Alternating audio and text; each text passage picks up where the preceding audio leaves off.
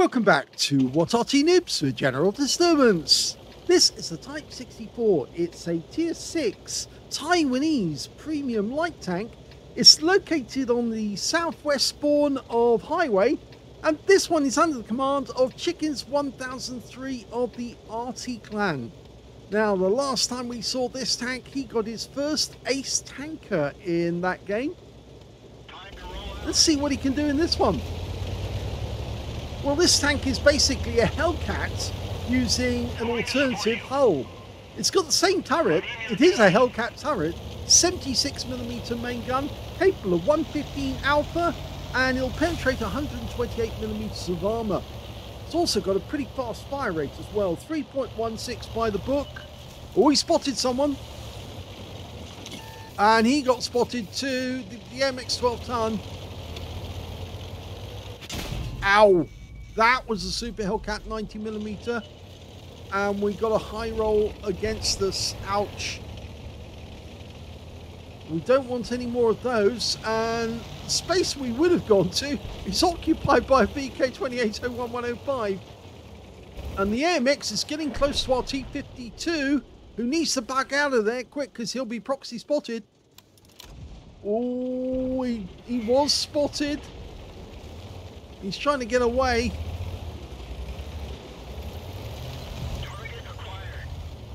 Now, we're not proxy spotted at the moment, but if that AMX 12 ton comes around the corner, ow! That was the GW Panther taking out our T-52. Yes, if that AMX 12 ton sees us again, then we'll probably get the same treatment. This is looking very aggressive by the enemy.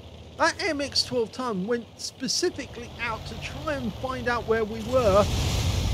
Now, he could go round the corner and try and spot the AMX from behind, but he'd probably get shot at by the enemy. Oh, there's a crocodile. That's the Churchill with the flamethrowing equipment.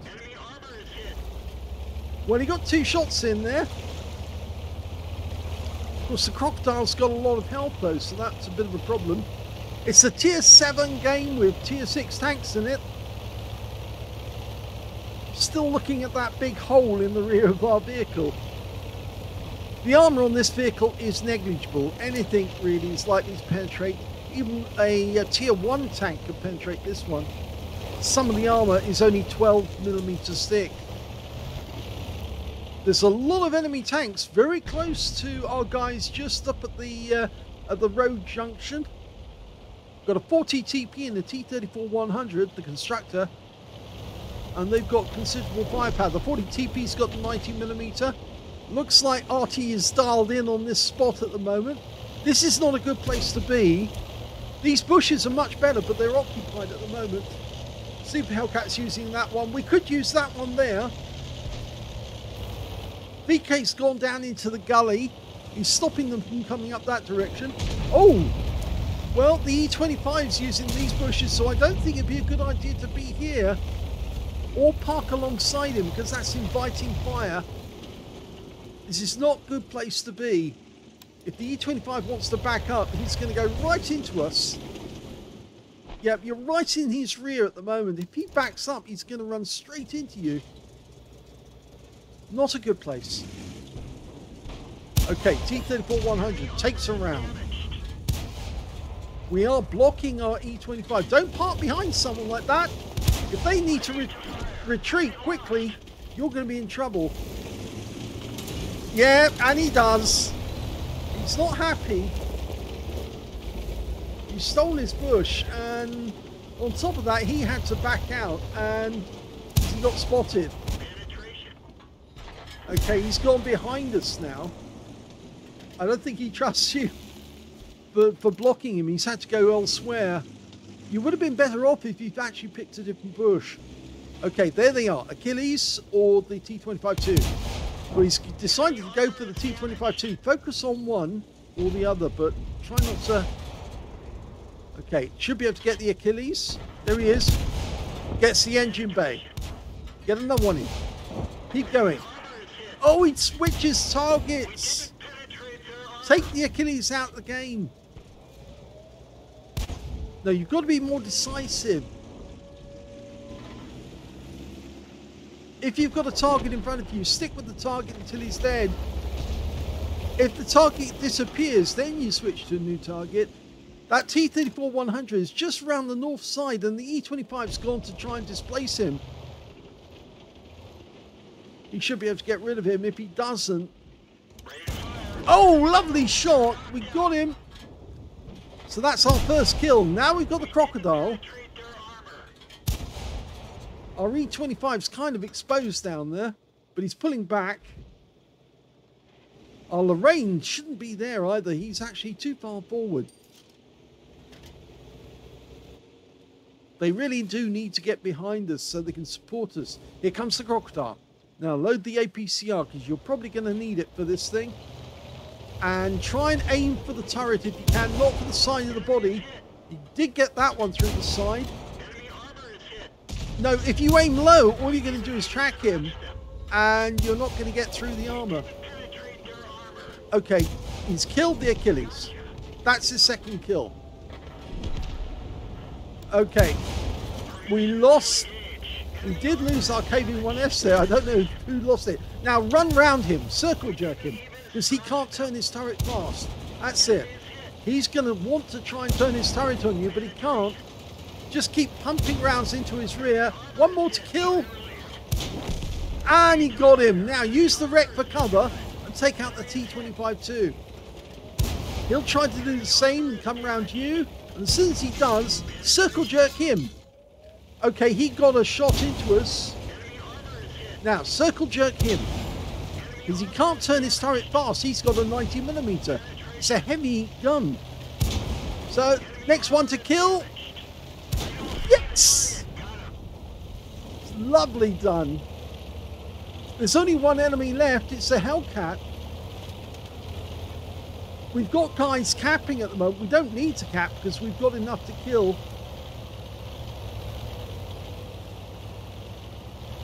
I think you need to don't park behind one of your teammates in the future, otherwise he might complain about you blocking him.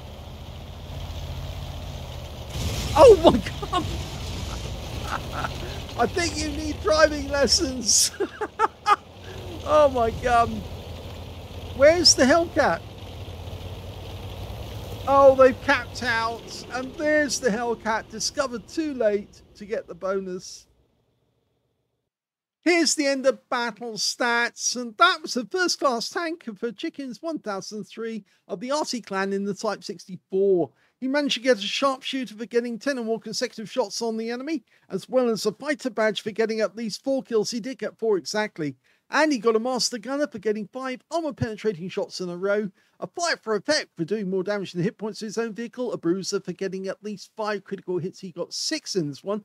But he also got an Orlix medal for taking out 2 or more enemy tanks or tank destroyers with a light tank, at least 1 tier higher than himself. And on top of that, he got the high caliber for dealing the most damage in the game. And his win rate was 15,444 from that one. I think, yes, he really does. He's getting better and better as time goes by.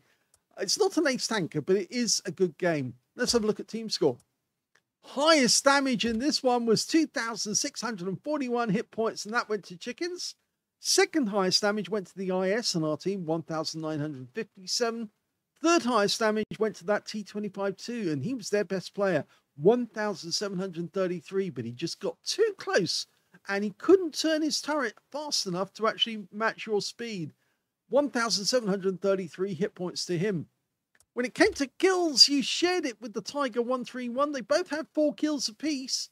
2 kills went to the Super Hellcat on your own team, and the T-25-2 on the enemy team, their GW Panther. I think that's the Crocodile. And let's have a look. And when it came to base XP, he's got that one too. So he's got the top in all 3 columns. 1,245 base experience points. The only player to get over 1,000. 847 went to the Tiger 131. And 819 went to the IS. So very well played indeed, except for the moment you park behind the E25, and I don't think he'll forgive you for that. You shouldn't really do that, especially if you know somebody's going to back up. And I had a feeling that guy was going to back up. The moment he got spotted, he was going to pull back, and you were going to block him. And if he took hits, he's going to complain about you for blocking him. Anyway, let's have a look at detail. 35 shots fired. This thing carries 45 rounds, so he still had 10 rounds spare at the end of the game. Could have dealt with the Hellcat. 32 direct hits on the enemy, 26 pens. Had a bit of trouble trying to pen some of the enemy tanks. I think that may have been that he was sitting in the wrong place, especially that crocodile. Don't aim for the tracks on a crocodile. Try to aim for the upper part of the body, or alternatively the turret. The turret's the better place to aim for because the armor on the turret isn't very good on the sides. 2,641 hit points of damage, of which 204 were at more than 300 meters. 2 hits received, both pens. I'm afraid, yeah, the armor is not very thick. In fact, as I said, it's very thin indeed. Tier 1 sword penetrator, type 64, and he did take a 90mm round right up his rear. 2 enemy vehicles spotted, 5 enemy vehicles damaged, 4 killed, and 138 hit points of damage assistance, and 36 defense points when the crocodile was in the cap area. And on a premium count, he actually made a profit of 84,795 credits, but he did get 50,000 for a mission completion. And he also took away 5,228 experience points out of that one as well. Well, what can I say? It's just that blocking, really. That's the thing you don't want to do. Never park next to somebody who's likely to pull up and then blame you if they die. Because, of course, then obviously recriminations and people talking to Wargaming and saying, he just blocked me. He actually showed you what you should have done, which is actually find a different set of bushes to go to. There were a set of bushes slightly behind and still looking at the cap, and you could have used those on the enemy tanks that were coming forward. Admittedly, though, staying where you were meant that you got that T-34-100 when he backed up after the E-25 went to push him out of that position. And likewise, if you'd done that, if you'd gone down there, then you could have pushed the T-34-100 out, and the E-25 would have done the kill instead. But it was a good game nonetheless. Interesting. I think you really do need to think about where you position yourself, though. Don't try to position too close to your teammate.